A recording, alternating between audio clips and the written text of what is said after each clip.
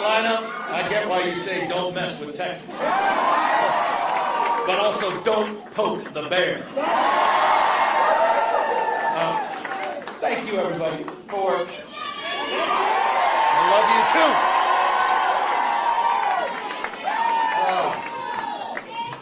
Thank you. I came out here just to say those 2 words. Thank you. Thank you for being you. Thank you for showing up. Thank you for showing up not just for yourselves, for each other, for the state, our nation, and the world we're trying to build. Thank you.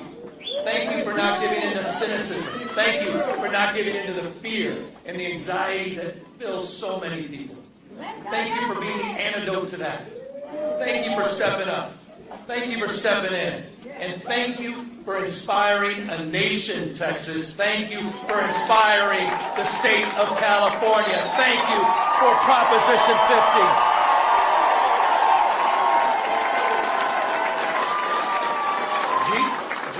Gene wasn't wrong. Gene wasn't wrong. You guys made this happen. You guys are waking up our immune system. We're dealing with an invasive species by the name of Donald Trump.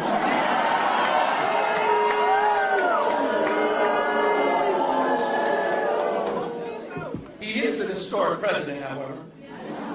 Historically unpopular president. Under every key category. I mean, you can't even make it. This is hard to do. On every issue.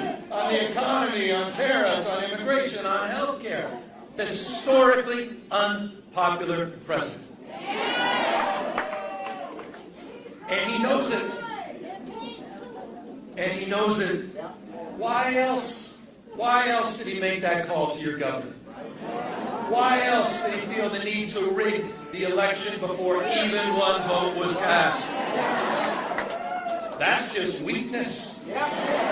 Weakness masquerading as strength. That's Donald Trump.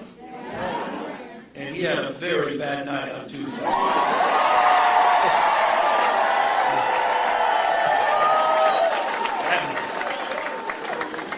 And he did because of all of you. You're showing up. We talk, that No Kings rally? Talk about patriotism. You talk about why the founding fathers lived and died. You talk about why we're all here. The best of the Roman Republic, best of Greek democracy, co-equal branches of government, popular sovereignty, the rule of law, not the rule of Don. And it's dawning on people all across the United States of America what's at stake. And you put a stake in the ground. People are showing up. They don't believe in crowns, thrones, no kings. And people all across this country are waking up. Because you had the courage months ago. Gene, his colleagues, had the courage to step up at a time when we were desperate for leadership. We were. I say it all the time, it's not what happens to us, it's how we respond to what happens to us. And you responded. You didn't roll over and you didn't give in. You stepped up and you traveled, as Gene said, all across the United States of America. And you woke us up. You didn't just have your back here. You had our back in the state of California. We were looking for a fight, not only that we can win, but a fight worth fighting for. And that is why I'm here.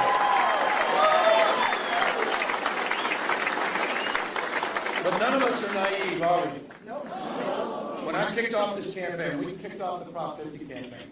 It was at the Democracy Center in Little Tokyo in Los Angeles. That's the sacred site where we were interning and busing the Japanese. At that site, to kick off the campaign at the Democracy Center, what did Donald Trump do? He sent out his masked men. He sent out his secret police, Greg Bovino. Sent them to intimidate us. And don't take my word for it, you can hear the federal judge's own words. This is a guy who believes that the oath of office he needs to take is to the dear leader, not the Constitution of the United States. Masked men showing up. Border Patrol, in us.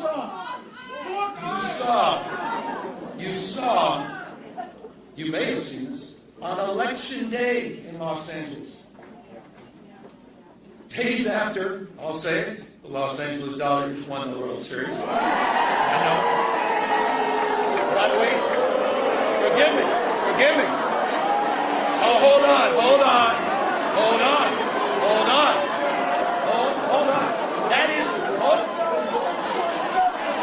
Did you not listen to Al Green? I was the former mayor of San Francisco. That's harder for me than it is for you. Okay? Please. All right? I don't need any of that.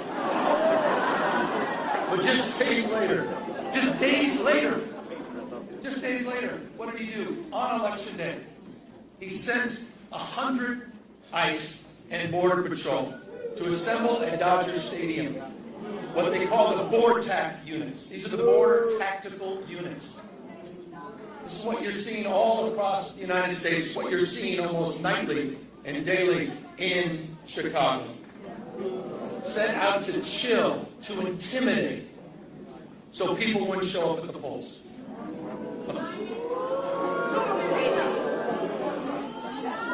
But you know what was amazing? Did we show up?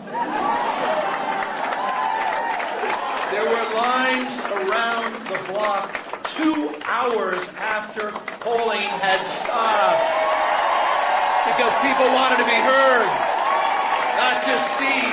They wanted to send a message, which, as Jasmine said, was sent all across the United States of America.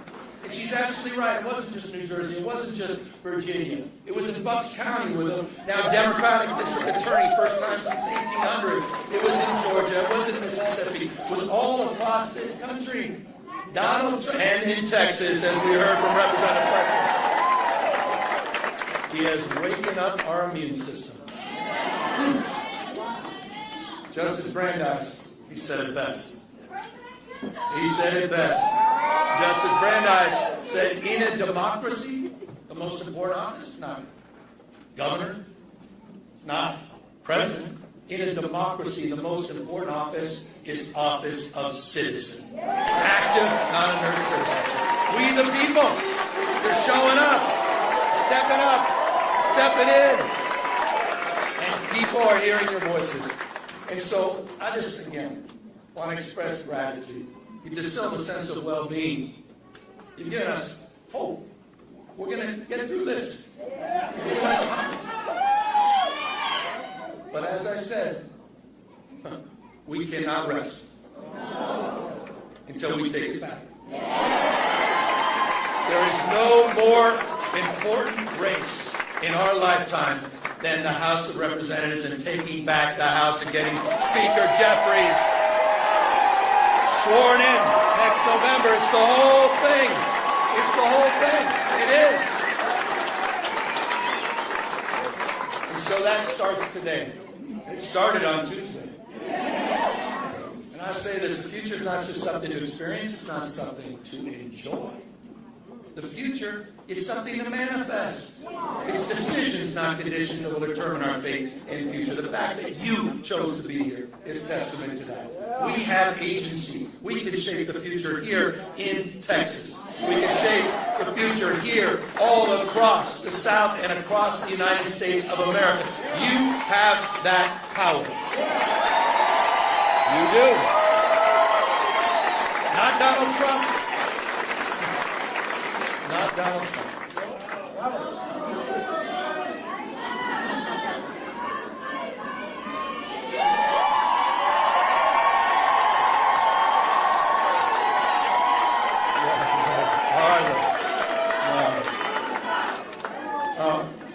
It's about all.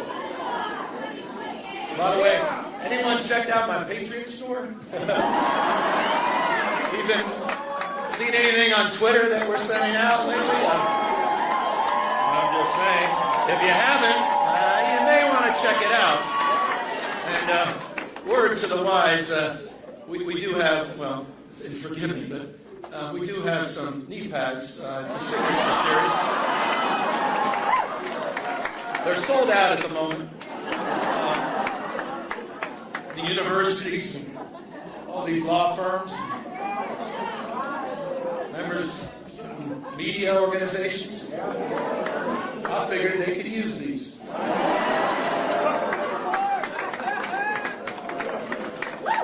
Keep our eyes wide open for what's at stake and what's going on in the United States of America. These guys want to roll back all the hard-earned progress of last century. They want to put America in reverse. They want to bring us back to a pre-1960s, maybe 1860s world. And you're seeing it not just on voting rights. You're seeing it on civil rights. You're seeing it on women's rights. You're seeing it on LGBTQ rights. We're experiencing it in real time. They're censoring historic facts. They're rewriting history. They're on a banning binge. Bud Light and Big Bird.